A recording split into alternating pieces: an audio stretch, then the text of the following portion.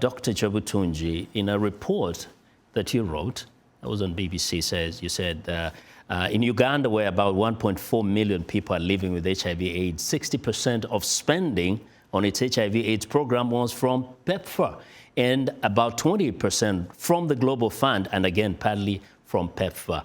My question is, as a continent, where's that dignity, when it comes to taking care of your own people, when we have to always rely on somebody else out there for years, for decades, and when they stop sending that money, then suddenly we are all confused and we are concerned about the maybe even more deaths of our people.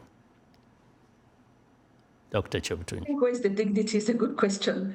And I think for me, COVID was an eye-opener. The COVID-19 pandemic was an eye-opener of a world that, behaved in a certain way, and our African political leaders still had some expectations about perhaps a world that existed maybe 10 years ago, or maybe never existed, and we always assumed that that kind of world existed, where we live in a world that we think somebody else elsewhere owes us a living.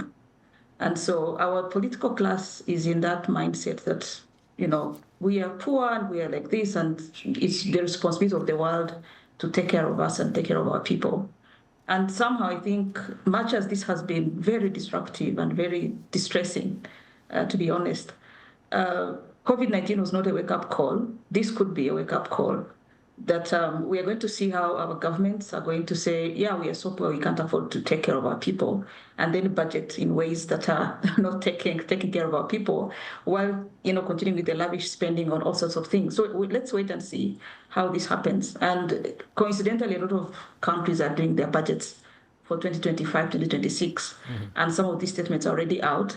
And there are signs already that actually, I know for a fact that the Ugandan government has increased expenditure in health, and I know the Kenyan government has increased expenditure in health. They've not said this is a response to the USAID cuts and all that, but perhaps that's a response. And ultimately, I think the USAID, development aid system was very, very inefficient. And so with less money, if the government's able to cough it up, I don't think they need to cough up everything that the USAID was putting on the table. They may need to cough up less, and if they're more efficient, we might actually get the same results. Of course, that's a hypothesis. We wait to see how that will be borne out.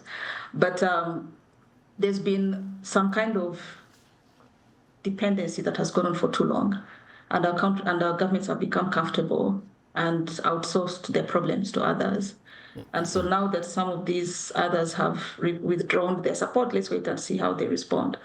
But I don't think we are not, I think we're going to see higher investments in health.